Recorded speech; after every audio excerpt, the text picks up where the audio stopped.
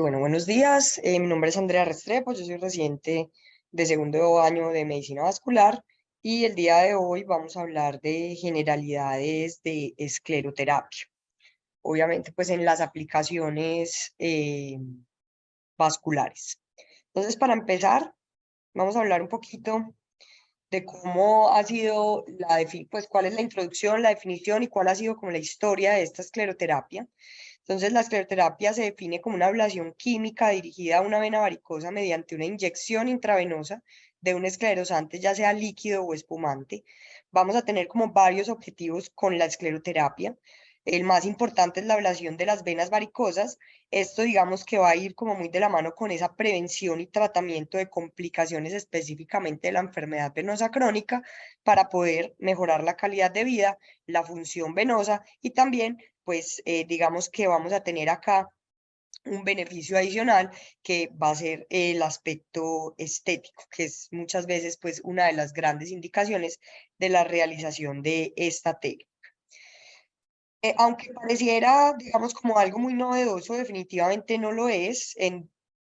Durante, digamos, toda la historia se ha buscado un método para hacer el tratamiento de estas patologías vasculares venosas, incluso desde pues tiempos que se remontan a la Biblia. El rey Ezequiel y el profeta Isaías hablan en los textos de cómo ellos ponían un preparado de camas de pescado y agua para el tratamiento de estas, digamos, como venas varicosas. Hasta, digamos, no es hasta la época de Hipócrates y de Galeno cuando ellos empiezan a utilizar y empiezan, digamos, como a nombrar técnicas con punciones para la realización de estas técnicas que las hacían con perclorato de hierro, que es, digamos, como el primer esclerosante descrito, y ya se habla de la inyección como tal con jeringa para realización de esclerosis de las venas por Pravax. En 1853, entonces miren que ya es algo, pues digamos como una técnica que lleva bastantes años, se empieza a practicar por primera vez ya, digamos como tal y descrito como tal en la literatura, las prácticas de la escleroterapia. La escleroterapia, digamos que ha variado y se ha innovado y se han desarrollado como nuevas tecnologías, tratando de mezclar ciertas sustancias que nos generaran una mejor oclusión y pues digamos como mejores desenlaces. Primero se empieza a decir como, bueno, se necesita un material que pueda ser, digamos, líquido, pero que se comporte también como sólido y empiezan a utilizar espuma de mar, que es el frot, hasta que ya se empieza a mezclar un poco más la técnica para la generación de espuma con aire más el esclerosante. Ellos inicialmente lo hicieron 1 a 1. Empiezan a desarrollar la técnica de buscar esta espuma al agitar el aire para la generación de turbulencia en estas primeras revisiones que fueron, pues digamos, como de las primeras técnicas descritas en 1953 y no es hasta 1967 en el cual ya se empieza a utilizar el uso de algún medicamento en específico, en este caso el polidocanol, como técnica de escleroterapia, que es uno de los que todavía estamos utilizando en la actualidad. Entonces, miren que son técnicas que llevan muchísimo tiempo. Estas han generado, digamos, como variaciones. Juan Cabrera nos empieza también en 1996 a modificar un poco la técnica, más que todo mediante la agitación de la mezcla esclerosante con gases mixtos en los cuales vamos a emplear CO2, como les comentaré más adelante. Y pues Lorenzo Tesari, yo creo que es como uno de los que más aporte ha dado a esta técnica porque es el que desarrolla la técnica de la generación de espuma con dos jeringas en una llave de 3 vías para la generación de estas turbulencias. Esto se empieza a realizar más o menos en el 2000 ya digamos como se patenta la técnica de Lorenzo Tesari con la llave de 2 vías para la generación de espuma. Una de las grandes como recomendaciones que vamos a ver adelante, pues que hacen parte de la técnica, la aplicación de la escleroterapia son dadas por Orbach, en la cual nos hablan ya de una técnica en cuanto a la posición, entonces que debemos tener una elevación en Trendelenburg a menos de 45 grados, una evacuación de la sangre, entonces tratar, pues digamos, como de tener la vena lo más en compresión para generar, digamos, como si fuera una especie de vasoespasmo y hacer compresión tanto en la vía aferente como eferente para tener un mejor resultado en espuma. Entonces, son un montón de técnicas que se han venido desarrollando a lo largo de la historia que finalmente nos han llevado a perfeccionar un poco más esta técnica de escleroterapia. Entonces, ¿cuáles son los principios biofísicos que se buscan con esta técnica? En realidad son muy fáciles. Tenemos una vena en la cual vamos a tener un endotelio, vamos a tener el lumen. Al yo aplicarle un esclerosante, lo que quiero hacer es generar lesión endotelial para que se genere un trombo. Esto, pues digamos que vamos a tener además todos los factores de la generación de trombo y de la fibrinolisis, pero que finalmente me genera una destrucción irreversible del endotelio de la pared, que me genera una fibrosis venosa, por ende, una destrucción del vaso, que es finalmente lo que estamos buscando.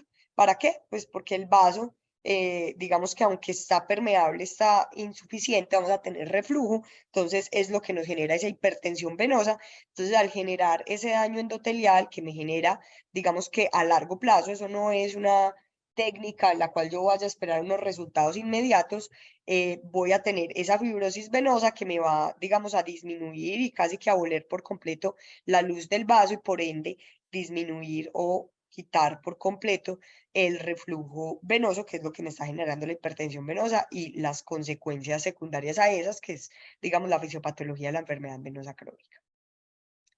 Entonces, vamos a tener, digamos, como ciertas condiciones que nos van a favorecer un poquito a esa generación de daño endotelial y digamos que nos van a mejorar un poco los desenlaces a largo plazo para tener un mejor resultado.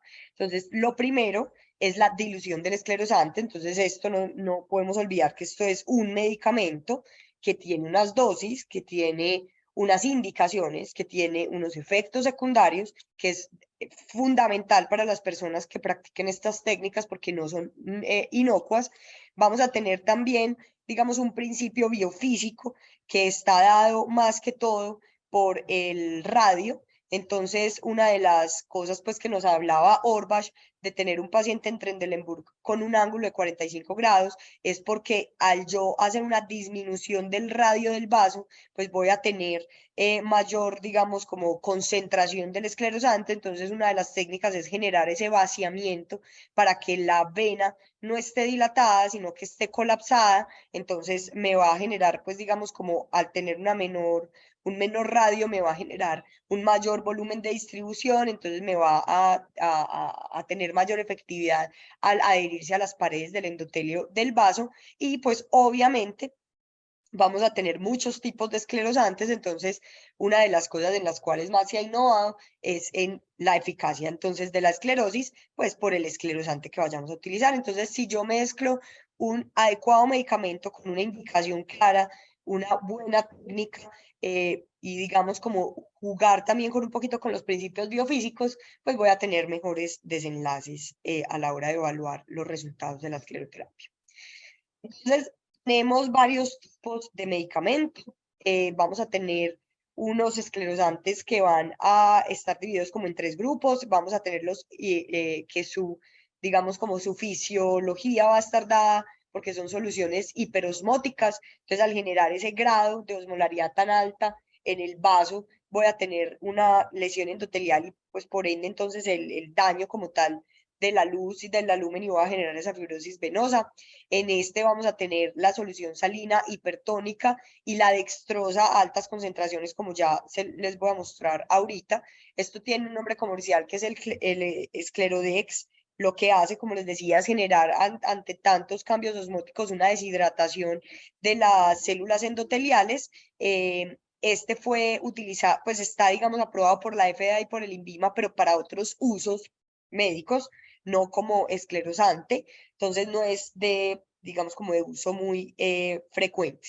Vamos a tener los detergentes, en los cuales vamos a tener los dos más importantes porque son los que más utilizamos, donde tenemos el tetradesilsulfato y el polidocanol, pero vamos a tener otros, como por ejemplo el murroato de sodio, el oleato de etenolamida, que también es otro que podemos utilizar. Esos tienen también cada uno, pues digamos, con una marca y unos nombres comerciales, y lo que generamos con estos detergentes es hacer una descamación de las células endoteliales para generar esa activación y ese daño endotelial, la generación de trombosis, la oclusión del vaso y la fibrosis.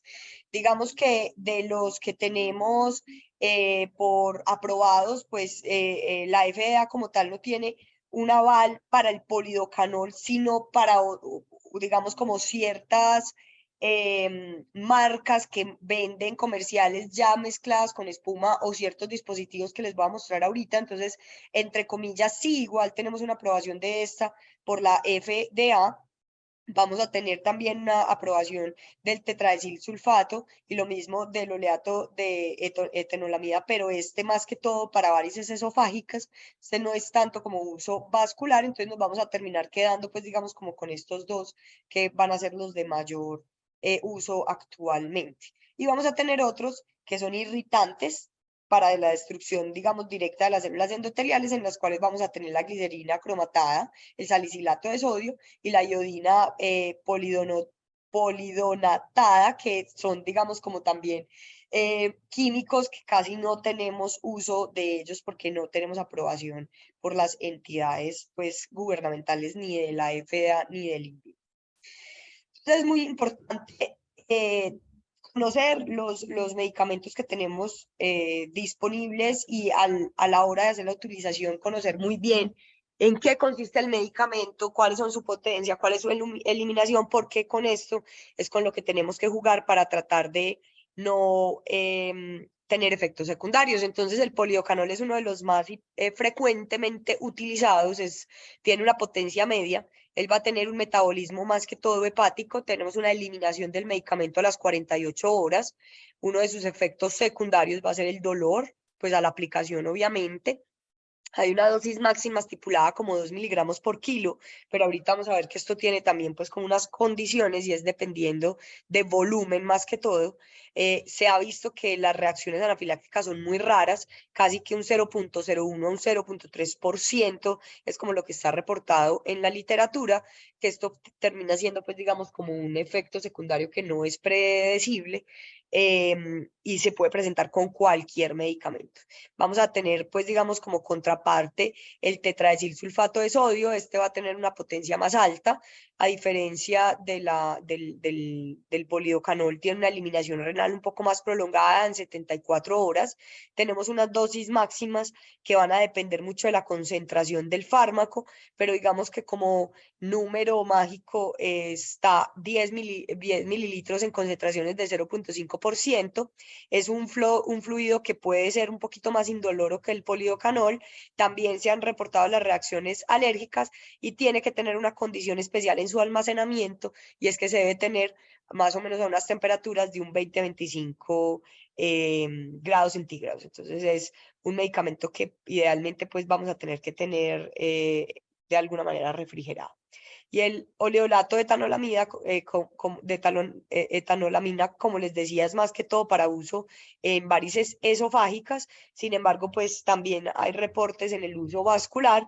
Este es de potencia leve o media, tiene mayores tasas de complicaciones y reacciones alérgicas, menor seguridad, entonces por eso casi nunca pues se utiliza como para la parte vascular, sino pues en otras condiciones. También vamos a tener una dosis máxima de 10 mililitros, y como les decía, pues su indicación prácticamente está en varices esofágicas.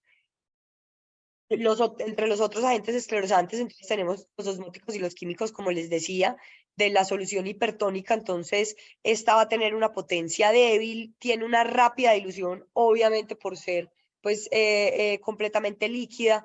Se utilizan soluciones casi que al 23% y esta puede no tener como muchas reacciones adversas, pero también va a depender mucho del volumen utilizado. Tenemos la dextrosa hipertónica, que es dextrosa al 30 al 50%. Esta va a tener también una potencia débil, pero pues también con unas dosis máximas que, como les decía, el número mágico termina siendo 10 mililitros. Y entre los agentes químicos tenemos entonces el salicilato sódico y los compuestos yodados. Estos se comercializaron hasta el 2018 porque tenían mucho evento adverso local, entre ellos pues que eran esclerosantes bastante dolorosos, entonces por eso pues digamos que se terminaron, ya no se utilizan. Lo mismo que la glicerina cromada, que tiene una potencia débil, también una dosis máxima de 10 mililitros, pero que también es muy dolorosa. Entonces, definitivamente, aunque tenemos muchos más esclerosantes, pues nos quedamos un poquito más con los detergentes. Estos osmóticos y químicos, es importante saber que existen, que pueden ser utilizados como esclerosantes, pero no son de uso cotidiano en nuestro medio. Entonces, vamos, digamos, tenemos una gráfica que me pareció muy buena porque resume casi que todo lo que tenemos que tener en cuenta de cada uno de los esclerosantes. Vamos a tener acá entonces el polidocanol, que el polidocanol vamos a tener unas concentraciones que van del 1 al 3%, y eso es muy importante tenerlo en cuenta para poder hacer las mezclas. Cuando hablamos de cuáles son las desventajas de este medicamento, entonces, pues son muchas, pues digamos como inherente al procedimiento, y es el dolor. Por lo general, entre todos, como ya vimos, los químicos y los osmóticos generaban muchísimo dolor. Entonces son prácticas que, aunque son dolorosas, de ventajas que no tienen tanto dolor como los otros esclerosantes, no son tóxicos. Es raro que generen entre pues, los efectos adversos las úlceras, que son algo pues bastante catastrófico para el paciente, entonces que va a ser pues digamos como muy importante porque no generan como tanta necrosis. Pero entre las desventajas, pues que pueden generar alergia, que pueden generar un matting, que ahorita les voy a explicar qué es, hiperpigmentación, y pues que obviamente pueden generar alergia y pueden generar choque anafiláctico en ciertos casos. Entonces, las dosis del medicamento van a depender del uso para lo cual lo estemos llevando a cabo. Entonces, cuando yo tengo venas que están, que son venas reticulares o telangiectasias, voy a tener concentraciones del medicamento muchísimo menores, que se hablan de 0.25 a 0.5, teniendo en cuenta que voy a tener también unas dosis máximas. Esas dosis máximas, como tal, están dadas la mayoría en estos del polidocanol por el peso, como ya vimos, es entre 1 a 2 miligramos por kilo. Sin embargo, miren que terminamos teniendo también más o menos como un punto máximo los 9 a 10 mililitros, y por eso les decía que termina siendo como ese número mágico para aprendernos, pero teniendo en cuenta que es muy importante mirar bien las concentraciones, porque obviamente son 10 mililitros cuando lo estamos utilizando al 1%. Entonces, hay que tener muy claro siempre cuál es la concentración que estoy utilizando para también definir cuáles van a ser las dosis máximas. A medida que va aumentando el diámetro del vaso, se va aumentando la concentración en porcentajes, casi que cuando yo ya estoy hablando de varices, pues empiezo a utilizar concentraciones más altas de 0.5 a 1, y cuando ya estoy ante, pues digamos, ya venas mayores como la safena mayor o la safena menor, se pueden utilizar concentraciones más altas, entre un 1 a un 3%. Más de eso, en realidad, ahí sí ya empezamos a tener mucho efecto secundario, entonces no está tan, pues como tan demostrado su beneficio, eso se los mostraré más adelante.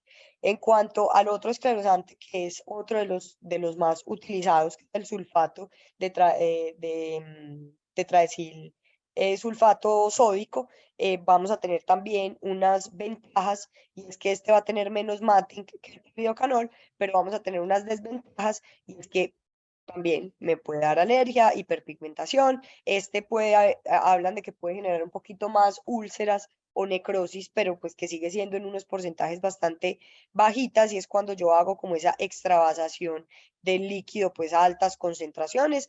Lo mismo, voy a tener concentraciones diferentes según el diámetro del vaso al cual yo vaya a inyectar. A menor diámetro, menor concentración, y a mayor diámetro, pues mayor concentración. Y lo mismo voy a tener una dosis máxima que terminan siendo 10 mililitros a una solución del 3%.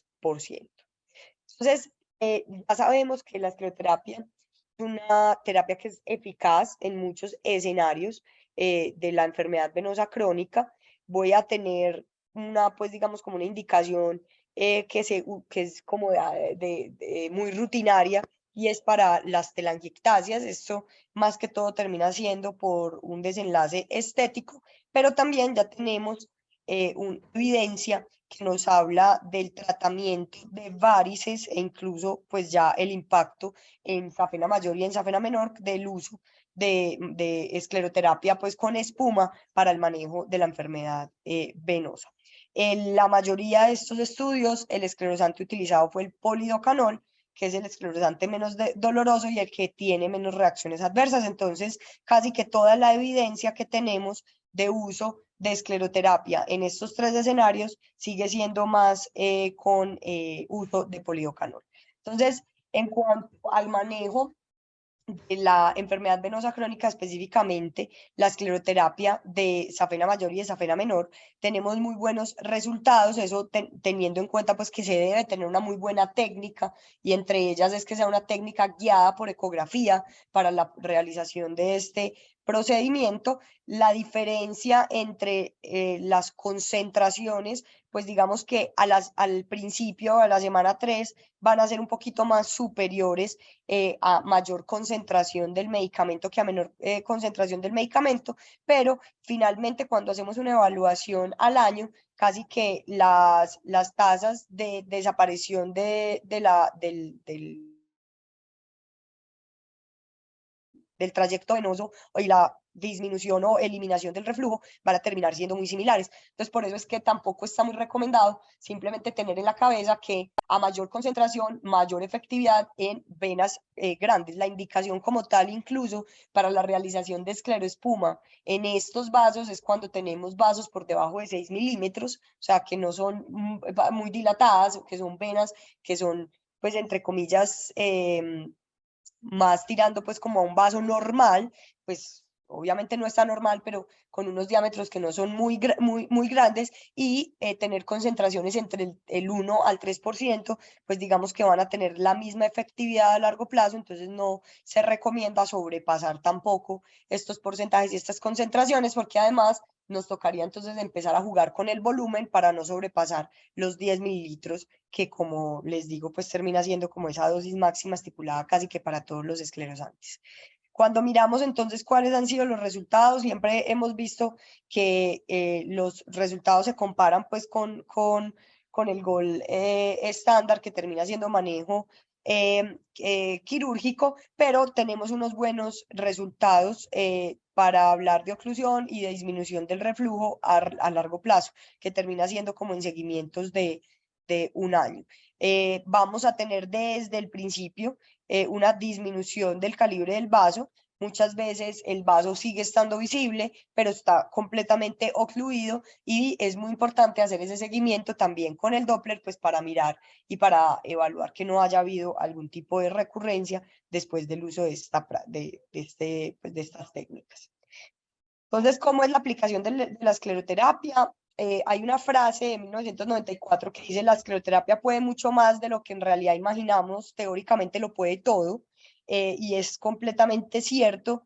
Lo que necesitamos para pues para poder hacer todo es conocer muy bien la técnica y el medicamento. Entonces, conocer la concentración intravascular que yo le voy a poner a la vena, mirar cómo voy a buscar tener la mejor espuma posible, entonces que sea homogénea, que sea extensa, que sea manejable, que tenga una buena distribución sobre las paredes, y el control del tiempo de contacto del esclerosante con el endotelio. Entonces, si yo empiezo a garantizar, digamos, como estas tres cosas, pues casi que puedo realizar escleroterapia en el vaso que yo quiera. La clave finalmente va a ser también el control de la acción de los fármacos y el control que también va a llevar a que voy a tener menos complicaciones de esos principios biofísicos de cada agente esclerosante, mirando muy bien sus concentraciones y cuál es la técnica para utilizar.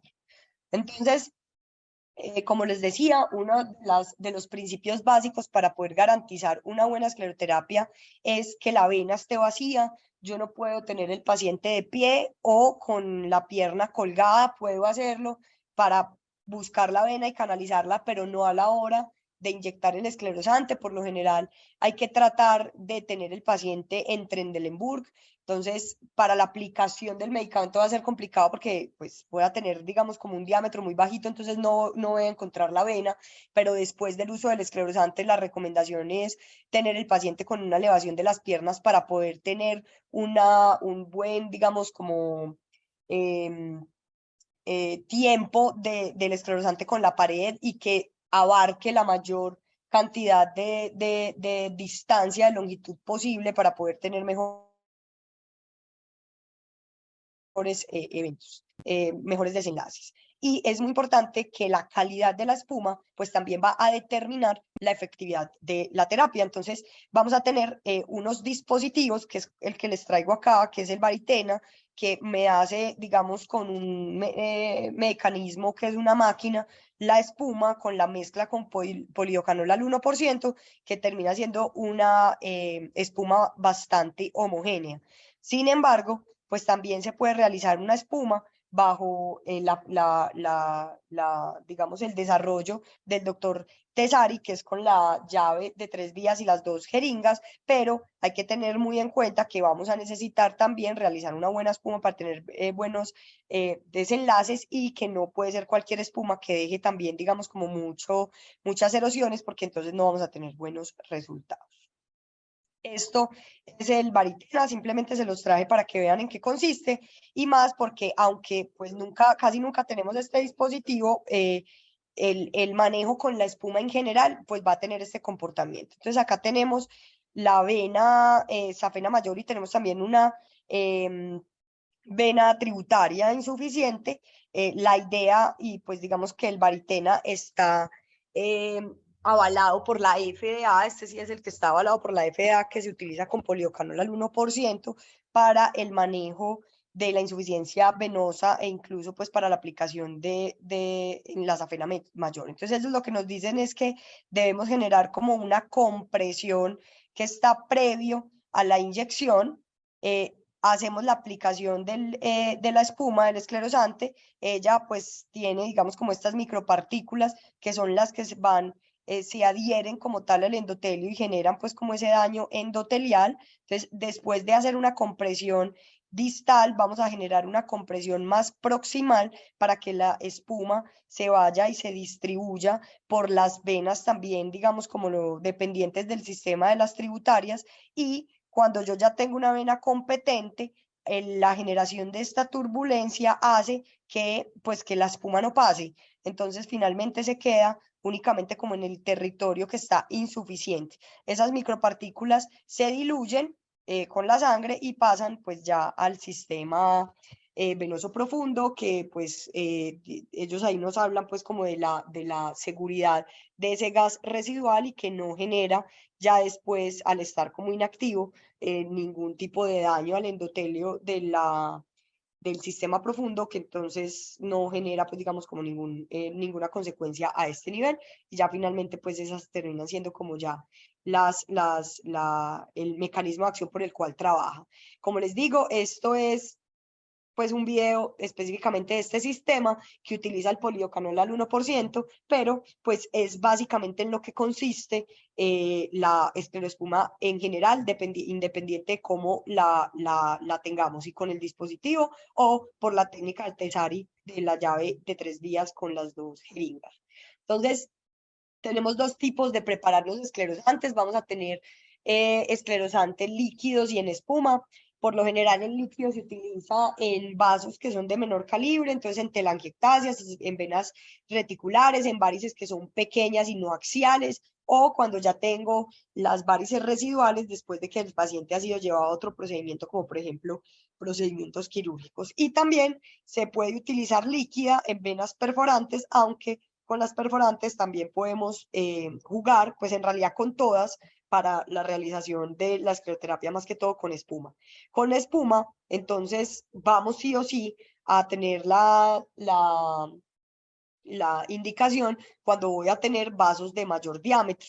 Más que todo, cuando son diámetros muy grandes, la recomendación, como les digo, de la utilización de espuma en safena mayor es cuando tenemos diámetros por debajo de 6 milímetros para que nos pueda garantizar una buena efectividad y pues garantizar desenlaces a largo plazo. Pero si yo tengo, por ejemplo, venas varicosas mayores de 6 centímetros, pues la recomendación es hacerlo con espuma. Y si aumenta, pues hay que tratar de aumentar pues como ese tiempo de contacto de la gente con el esclerosante. Entonces vamos a utilizar la espuma, pero para eso también vamos a necesitar tener, digamos, como una muy buena técnica de aplicación. ¿Por qué? Porque tenemos, digamos, este principio físico que es el Gibbs 3, que es el límite de elasticidad, y es que cuando yo tengo la tensión mecánica que yo le aplique al inyectar el medicamento, me va a llevar al comportamiento de la espuma, como un comportamiento líquido o un comportamiento sólido. Yo necesito que haya un comportamiento líquido para que se pueda, digamos, como adherir muy bien a la pared y por largas longitudes el esclerosante, o si no, se va a quedar únicamente concentrado en donde yo lo inyecte y no voy a tener pues una buena técnica. Entonces, la tensión mecánica que yo le aplique a la jeringa para la generación, pues ya como digamos como de la espuma, va a ser muy importante para poder tener buenos resultados y que se comporte como más pues, un compuesto líquido más que como un compuesto sólido. Entonces, para poder aplicar esto, voy a tener que utilizar jeringas más que todo de altos volúmenes para no tener tampoco demasiada presión. Va a depender obviamente de cuál es el esclerosante que yo utilice y como les decía, siempre es muy importante la posición del paciente. Entonces, a menor diámetro, menor concentraciones de los esclerosantes. Cuando ya empiezo a tener diámetros un poquito más altos, entonces voy a necesitar un poco más de concentraciones. Estas son básicamente las telangiectasias. Recuerden que la telangiectasia va de 1 a 3 milímetros. Cuando ya empiezo a tener venas reticulares y tributarias insuficientes, voy a necesitar un poquito más de concentraciones y obviamente al yo tener ya venas varicosas muy dilatadas de más de 6 centímetros o voy a aplicar el esclerosante en la safena mayor o en la safena menor, pues vamos a tener concentraciones muchísimo más altas, pero como les decía inicialmente, tratar de no superar el 3% en estas aplicaciones. Tengo varias formas de hacerlo, una directa, que es inyectando directamente con la aguja de la jeringa el vaso. Voy a tener unas indirectas en las cuales utilizo un catéter pericraneal para canalizar el vaso y pues garantizar un buen retorno y después del retorno aplicar el esclerosante. Y la más importante es que necesito tener técnicas ecoguiadas más cuando vamos a coger vasos de gran calibre y cuando vamos a hacer la utilización con la espuma. Entonces la técnica de inyección va a depender también muy, pues, de la técnica que yo utilizo. Es el catéter pericraneal, pues simplemente canalizar el vaso, ojalá ecoguiado, para poder pues poner el medicamento directamente en el vaso y que no se extravase, que es lo que me va a llevar a complicaciones. Pero si yo voy a hacer una técnica directa, entonces voy a buscar el vaso, debo hacer tensión en la piel para que el vaso se vea mucho más visible y pueda tener una mejor técnica. Puedo darle más o menos como una inclinación de 15 grados a la aguja para entrar no completamente perpendicular y pues obviamente cuando son vasos muy pequeñitos no tengo que mirar si hay retorno, pero pues hacer digamos como no mucha presión, pero no me debe generar mucha resistencia. Si me genera mucha resistencia es porque no estoy obviamente en el lumen del vaso. En cuanto a la obtención de la espuma, pues tenemos entonces estos dispositivos. Esto es un dispositivo que me genera la espuma directamente, que es una espuma de muy buena calidad, como les mostré ahorita, pero pues es muy costoso. Entonces, en realidad, la mayoría de las veces lo que utilizamos es el método de Tessari, que es con la llave de 3 vías y 2 jeringas. Siempre que voy a tener a generar espuma, debo tener una relación del esclerosante con el aire de 1 a 4. Debo hacer 20 pasos de una jeringa a la otra con muy buena velocidad para poder tener una espuma de muy buena calidad que tenga una burbuja. Mientras más pequeña la burbuja sea, mejor calidad de la espuma voy a tener, y el cierre parcial del paso aumenta la turbulencia y mejora la espuma. O sea, al yo generar la inyección, generar esas presiones que nos mostraban en el video para poder, digamos, como jugar con la turbulencia y que se aumente como tal, pues digamos, como ese paso de la espuma por el vaso. Como les decía, Juan Cabrera también empieza a generar un cambio en las concentraciones del gas que se va a utilizar para hacer la mezcla con la espuma, y es el uso de CO2 en vez de solamente el aire ambiente para esa creación de la espuma. ¿Eso por qué? Ya vamos a mirar que entre los efectos secundarios teníamos efectos secundarios cerebrovasculares, y al utilizar este CO2 a concentraciones como si fueran fisiológicas de un 4%, pues voy a tener mejores desenlaces en cuanto a efectos adversos. Los volúmenes ya se los he dicho varias veces, casi que el número a aprenderse es 10 mililitros, 10 mililitros al 1% cuando estamos hablando de polidocanol y 10 mililitros al 3% en las otros esclerosantes. Las venas reticulares no se recomienda exceder 1 mililitro en un mismo punto de inyección, y en las telangiectasias no se recomienda volúmenes que sean inferiores a 0,5 mililitros. Que otra de las cosas, pues digamos que siempre ha generado un poquito de temor, es que cuando yo estoy haciendo escleroespuma para en el sistema superficial, ya sea pues safeno, ya sea safena mayor o safena menor, es que se vaya para el sistema profundo. Entonces, esto digamos que hay que tenerlo muy en cuenta, y por eso siempre se debe hacer punciones que sean ecoguiadas para que tengamos una distancia prudencial entre 8 a 10 milímetros, centímetros de distancia, y con esto, digamos, como evitar que haya una complicación como una trombosis venosa profunda. Y también se dice que cuando yo vaya pues a hacer como esa inyección muy cercana a las uniones con el sistema profundo, le debo decir al paciente que haga maniobras de flexoextensión para poder activar esa bomba venosa, y que pues aumente pues digamos como esas resistencias venosas y la hipertensión venosa, y que vaya a tener mayores presiones que en el sistema superficial y la espuma no se vaya para ese sistema superficial. El generar compresión en las uniones, tanto o la unión safenofemoral como la unión safenopoplitea, no ha mostrado como que tenga una disminución de las complicaciones para el sistema venoso profundo, pero pues podría también utilizarse.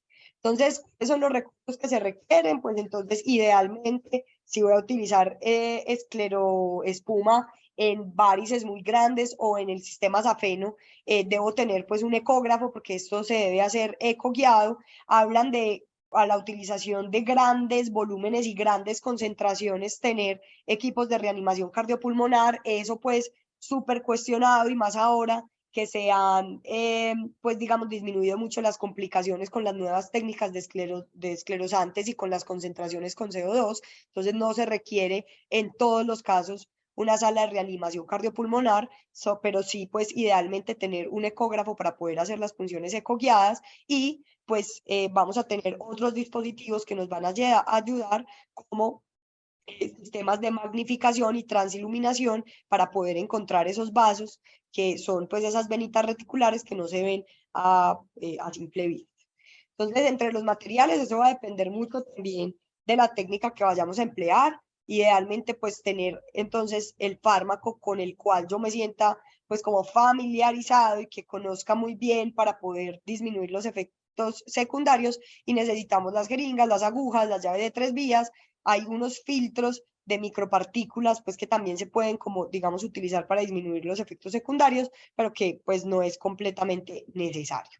El Consejo Europeo de Escleroterapia entonces nos dice que estas terminan siendo como las consideraciones que tenemos que tener para poder hacer una buena escleroterapia. Primero, si vamos a generar espuma, pues si no tenemos estos dispositivos nuevos para la generación automática de ella, se debe generar basado en el efecto o en el método de Tesari, idealmente con CO2, pero a bajas concentraciones también se puede utilizar con aire ambiente. Siempre tener una relación de 1:4 entre gas y líquido. Muy importante, máximo el volumen de 10 mililitros del esclerosante. La espuma que se genere debe ser una espuma que sea compacta y viscosa. Usar volúmenes pequeños y muy importante, y es que cuando voy a utilizar en el sistema Safeno, lo que les decía, tratar de no sobrepasar los 8 a 10 centímetros de cercanía con el callado, pues o con las uniones safenofemoral y safenopopliteo. Siempre tener a la mano un ecógrafo para hacer control ecográfico. Cuando voy a hacer telangiectasias o venas pequeñas, puedo utilizar el medicamento solamente líquido, no necesariamente con espuma. La compresión elástica inmediata, más que todo después del método para venas grandes y para circulación safena, está recomendado para la realización al menos por 3 semanas. Pues eso es muy variable y no hay como un consenso claro, pero es como digamos el tiempo estipulado. Y en las malformaciones arteriovenosas, que también se puede utilizar la escleroterapia, pues tratarlas cuando sean, tengamos pues digamos como una malformación en la cual yo vaya a tener una vena que sea pues como la vena culpable o la vena pues como a tratar. Para terminar, las complicaciones y eventos adversos. Entonces, en cuanto a las complicaciones, pues las más graves es la anafilaxia, inmediatamente hay que detener la inyección. Como les decía, si utilizamos la ecografía, pues eso nos va a disminuir mucho las complicaciones porque hay que tener muy en cuenta que no esté inyectando ni el sistema profundo y mucho menos que vaya a inyectar pues alguna arteria. Entonces es muy importante hacerlo ecoguiado para reducir el riesgo de la necrosis, entonces evitar grandes volúmenes y obviamente también el esclerosante que yo vaya a utilizar y la presión que yo vaya a utilizar. La migraña y los accidentes cerebrovasculares se veían mucho cuando utilizábamos altas concentraciones de aire ambiente. Eso disminuyó cuando ya se empezaron a utilizar estas concentraciones con CO2. Eso básicamente lo que hay que hacer con el paciente es dejarlo monitorizado, que el paciente persista acostado y pues eso va a ir disminuyendo. Hay que tratar de evitar grandes volúmenes de espuma, pues y para que eso no pase y evitar que el paciente haga maniobras de valsalva en el periodo temprano después de la inyección. Entonces el paciente debe permanecer acostado, incluso como les decía, pues tratar de garantizar un poquito de Trendelenburg después de hacer la inyección con el esclerosante. Y muy importante, lo mejor para disminuir los eventos adversos es individualizar el paciente, cuál es el riesgo y cuál es el beneficio. En cuanto a las trombosis venosa profunda, y el TEP es una complicación bastante infrecuente, menos del 1%, sí se pueden generar trombosis venosas superficiales. Entonces, muy importante en los pacientes que tienen alto riesgo de tener un evento trombótico, pues hay que reconocerlos. Si el paciente ya tuvo pues una TBP o si tiene una trombofilia, pues tengo que saber que el paciente tiene un riesgo inherente en esos pacientes. Y en realidad cuando yo utilizo altos volúmenes o cuando estoy utilizando espuma en sistemas afeno, puede utilizar tromboprofilaxis farmacológica a dosis bajas, pues o sea, como tromboprofilaxis. También la compresión, o sea, termina siendo una profilaxis física y es muy importante que pues siempre tratar de evitar volúmenes excesivos de espuma, porque a mayor volumen de espuma, pues mayor riesgo voy a tener de presentar como estos eventos trombóticos. Uno de los eventos adversos más, pues, como frecuentes es la pigmentación residual. Hasta un 30% de los pacientes la pueden tener. Eso va a depender también de cuál es el fenotipo de piel que tiene el paciente. El fenotipo de piel se divide de 1 a 4. Cuando yo tengo fenotipos 3 o 4, voy a tener mayor riesgo de generar pigmentación y eso hay que decírselo a los pacientes. Y para reducir esa pigmentación, pues se pueden utilizar técnicas como la eliminación de coágulos superficiales, que es básicamente hacer como una punción cuando yo tengo la hiperpigmentación y que tengo ahí pues como esas lesiones nodulares para que salga esa espuma residual, y hay que decirle al paciente que eso se le va a ir disminuyendo con el pasar pues como el tiempo. El matting es otra complicación muy frecuente Es la nueva aparición de telangiectasias finas alrededor de un área que fue esclerosada. Eso es muy individual, eso es impredecible, puede pasar después de hacer cualquier tratamiento para enfermedad venosa, incluso como en ablaciones quirúrgicas o térmicas. Eso se da porque no le manejo todo el reflujo adyacente, pues digamos como al vaso que inyecté. Mientras mayor concentración de esclerosante utilice y grandes volúmenes de esclerosante, eso me genera inflamación, eso me genera obstrucción, por ende también angiogénesis. Entonces es una de las cosas que más me puede generar ese matting. Y el tratamiento puede ser o infiltrar esas venas residuales que todavía están insuficientes, pero con bajas concentraciones del esclerosante. Entonces, eso también digamos que hay que explicarle al paciente que puede pasar, y pues hay que buscar, pues tratar como de mejorarle el reflujo a lo que más podamos alrededor de la vena que yo inyecté, para que no me genere ese matting. Este termina siendo pues como el resumen de los efectos secundarios de los esclerosantes cuando las utilizamos líquidos o cuando los utilizamos con espuma. En realidad no tenemos pues unos efectos adversos, pues digamos como que me generen mucha mortalidad, que sea muy frecuente. O sea, es un procedimiento muy seguro. La mayoría de las veces lo que a ellos más les molesta son los efectos estéticos. La TB es muy infrecuente, la TBS depende mucho también entonces de lo que yo vaya a inyectar, pues del vaso que yo vaya a inyectar. Y como les digo, pues para prevenir esto podemos utilizar las medias de compresión o la compresión por 3 semanas, y utilizar por un tiempo corto una profilaxis farmacológica. El matting y la hiperpigmentación son frecuentes, y eso va a ser frecuente con las dos, tanto líquida como espuma, más frecuente con los esclerosantes pues que ya no se utilizan y que salieron del mercado, pero que definitivamente es algo que le tengo que decir al paciente que le puede pasar. Afortunadamente, complicaciones un poco más graves como las úlceras y la necrosis de la piel son muy raras. Eso ya, y mucho más raras ahorita con los nuevos medicamentos que utilizamos. Eso se da por extravasación del esclerosante a altas volúmenes y altas complicaciones. Si definitivamente nos pasa, el manejo de esto va a terminar siendo puras curaciones, y pues el manejo como local de la úlcera, y ella va a ir sanando, pero pues afortunadamente, como les digo, es algo muy infrecuente. Acá termina entonces también, dependiendo del esclerosante, cuáles son, digamos, como los efectos secundarios. Como les decía, el polidocanol es uno de los más utilizados en los estudios clínicos porque es de los que menor efectos secundarios produce, entonces por eso es el que más se utiliza. Y en la vigilancia post tratamiento, pues obviamente hay que decirle al paciente que si presenta alguna de las de los efectos secundarios previamente descritos, pues debe consultar. Muy importante entonces esa compresión después de la extremidad tratada, más que todo cuando estoy tratando venas insuficientes pues de gran tamaño o el sistema safeno. Se deben utilizar compresiones entre 20 a 30 milímetros de mercurio. La recomendación que hace la guía europea es que sea durante 3 semanas para obtener mejores resultados.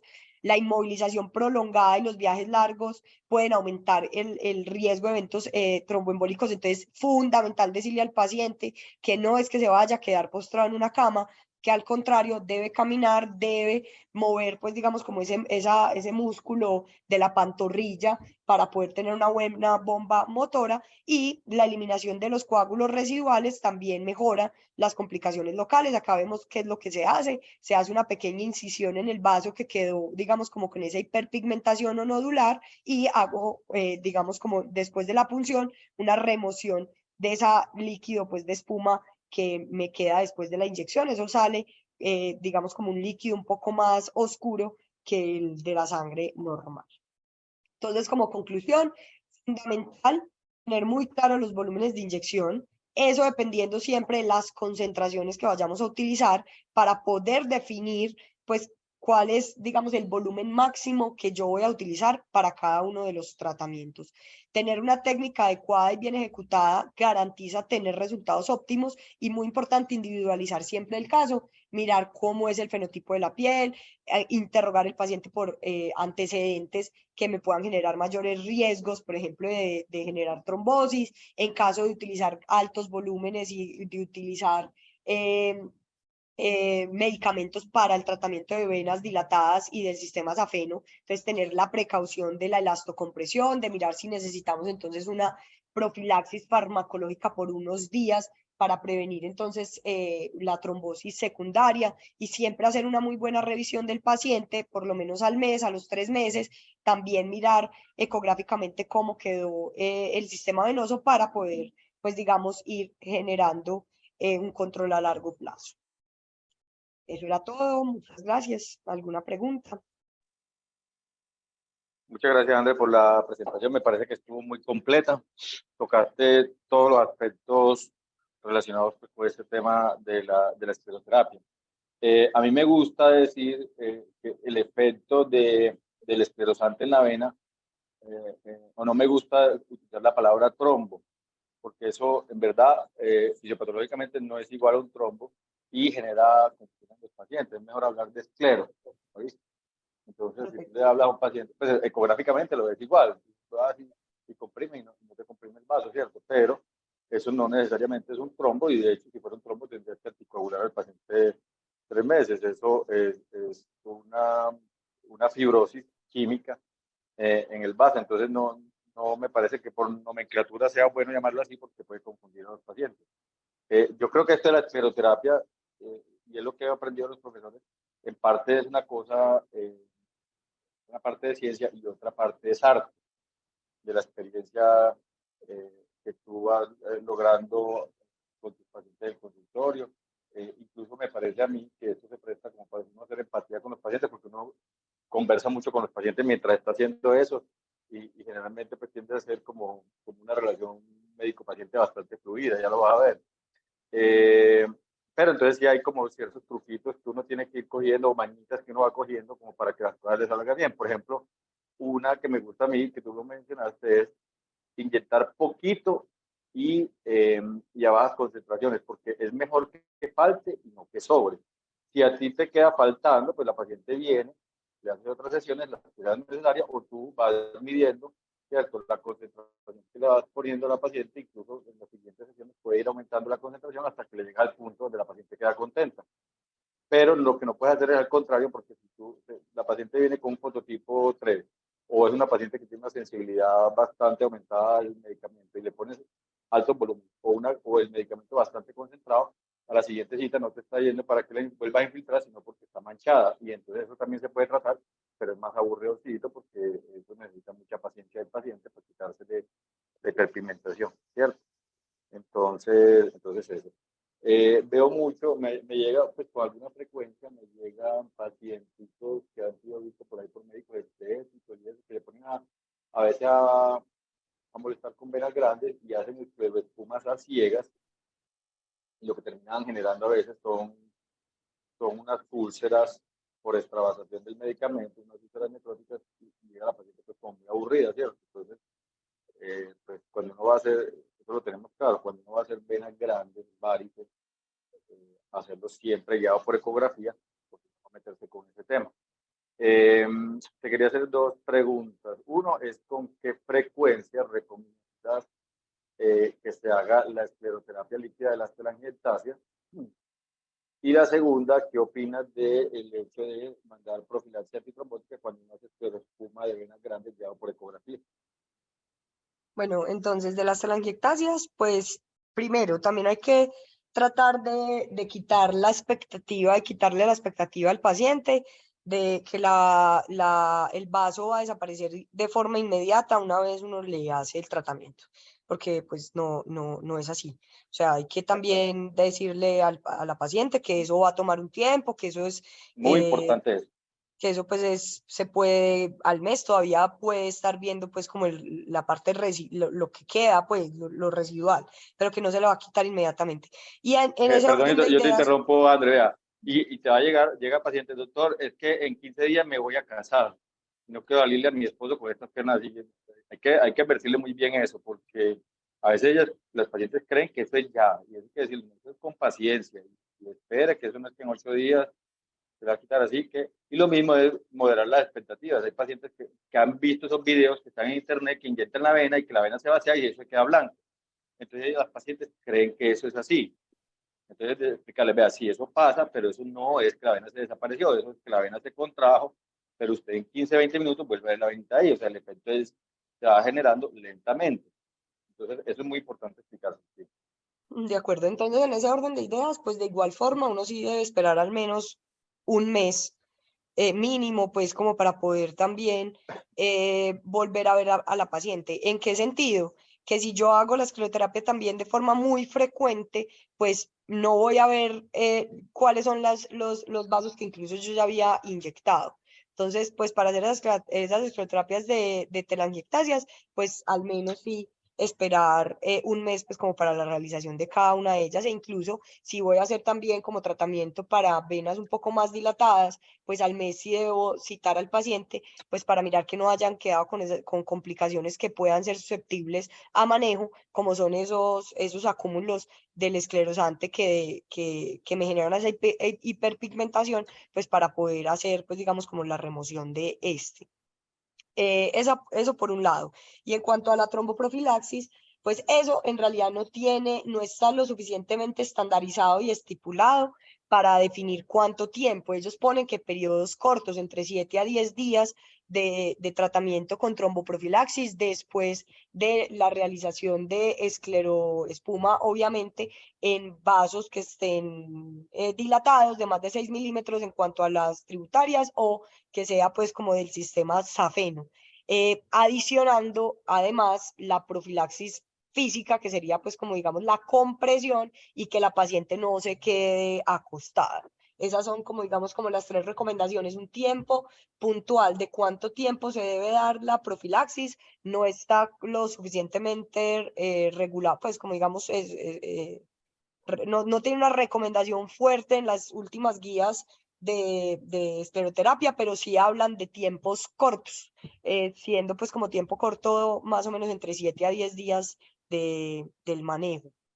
No sé ustedes cómo manejan, cuál es como la recomendación de cómo No, realizar esa yo lo que sí te digo es que yo prefiero darle tromboprofilaxis a todos los pacientes que les hago esclerodermia ya por ecografía, principalmente por tranquilidad mía, porque esto es muy aburrido que de pronto te llama un paciente que tuvo un evento trombótico, ¿cierto? Entonces yo sí trato de darle tromboprofilaxis a todos esos pacientes y porque puede haber paso del esclerosante del sistema venoso profundo. No es frecuente que se presenten eventos trombóticos, pero sí puede pasar. Cuando son pacientes de bajo riesgo, jóvenes y sobrepeso, pues 2 o 3 días y queda uno tranquilo. Pero cuando son esas, sobre todo hay que tener cuidado con esas pacientes gorditas, obesas, o que han tenido, por ejemplo, trombosis superficiales asociadas a unas varices, o que tienen factores de riesgo especial, o que es que no, es que me voy a ir la otra semana para Estados Unidos, ¿cierto? viajes Ese tipo de largos. pacientes, eso sí, porque es que pasa, muchos pacientes de esos que vienen de Estados Unidos a hacerse tratamiento acá, no, doctor, es que yo la otra semana me voy, oh, pues entonces se va con esta profilaxis, ¿cierto? Esos pacientes sí como un especial cuidado con esos pacientes y de pronto darle un poquito, los 7 a 10 días en ellos, ¿cierto? Ahí sí como especial cuidado en los pacientes que tienen factores de riesgo para estos trombóticos porque se van sumando factores de riesgo, ¿cierto? Si es obesa, si tiene reposo, si va a un viaje largo, más el hecho de hacerle un procedimiento venoso también aumenta el riesgo un poquito. Perfecto, pero eso pues para los ecoguiados, para las telangiectasias no, pues Ah, no no, es necesario, obviamente ¿cierto? no se necesita. Pues como para dejar eso claro. Profe Felipe o el doctor Ignacio están por ahí. Claro, vea, esto pues se puede extender muchísimo. La escleroterapia en realidad, como dice Juan, es un arte, no es fácil.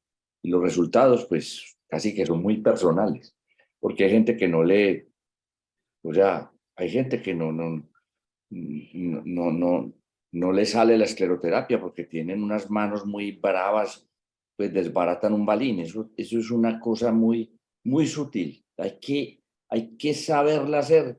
Y si usted algún día dice, vea, resulté buen escleroterapeuta, sígaselo haciendo, porque hay gente que, como dice, no vale la pena que siga insistiendo, porque los resultados van mucho como de la energía y como de la aplicación de la técnica.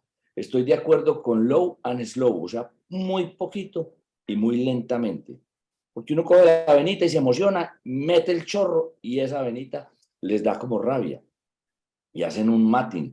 hacen una reacción inflamatoria y hacen el pequeño coagulito, que por supuesto hay que drenar, hacen el pigmento. Yo le tengo mucho miedo a esas pieles delgaditas, de morenitas. Ay, yo les digo, vea, usted se puede manchar, dígales de una vez. No se metan con las lúpicas ni con esas pieles inflamatorias que, digamos, pieles con racemosas que uno ve por ahí como esos libedos. Eso no es para meterse con esas personas.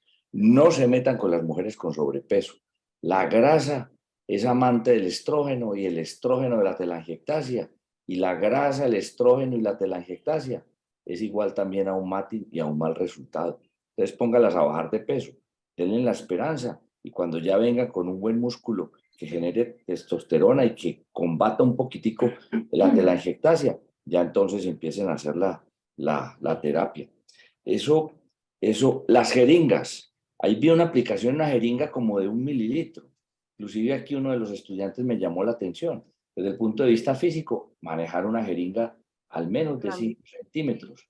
Muy suave la jeringa y muy bajita la presión, con muy poquita dilución. Las espumas son una maravilla. Eso cambió completamente el arte de la flebología. Después de la espuma, que yo hago con CO2 y oxígeno al 70 y al 30%, con la mezcla de Tesari conectado a un tanquecito, funciona muy bien. El aire es peligrosito y le da unos sustos. No he matado a ninguna en 40 años de experiencia. O sea, eso pueden existir, pero sí he visto reacciones, personas adversas, personas que tienen reacciones adversas, sobre todo con el polidocanol. La etanolamina que por ahí vive da un poquitico más de pigmento, pero no genera tantas reacciones alérgicas. La glicerina cromatada es muy dolorosa y no hace daño. Ese es, digamos, que el esclerosante del novato. Y la otra cosa es que las mujeres siempre están insatisfechas. Ellas quieren ver esas piernas siempre muy bonitas. O sea, por más que usted les haga, el resultado pues no va a ser óptimo. Entonces hay que animarlas, decirles que están quedando muy bonitas, que un hombre enamorado por ahí se va a subir, que no tiene problema. O sea, pues que hay que contemplarlas mucho y animarlas mucho en el tratamiento. Yo les doy casi siempre 1 o 2 meses en la segunda cita. ¿Por qué? Para darle tiempo a la cicatrización y a la esclerosis de los vasos. Eso hay que darles tiempo y hay que explicárselo a la gente. Y las mediecitas, que no les falte. Yo no he visto eso en la evidencia, pero sí mejora mucho el resultado. Y la otra cosa es el sol. Antes de colgar, el sol. A nadie le prohíbo el sol. Perfecto. Bueno, y en el chat hacen la pregunta que si para la aplicación líquida el esclerosante requiere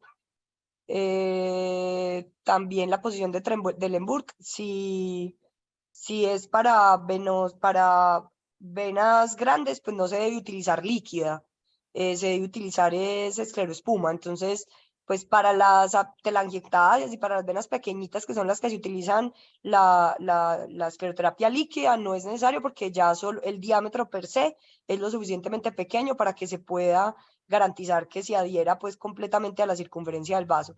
Pero cuando ya se van a utilizar es en venas más grandes, en venas varicosas y en sistemas afeno, pues no se utiliza líquida, se utiliza siempre espuma y ahí es cuando necesitamos que el vaso esté colapsado para que se pueda adherir completamente al endotelio pues alrededor del vaso. Entonces ahí sí se necesita pues la generación como tal de esa posición de Trendelenburg.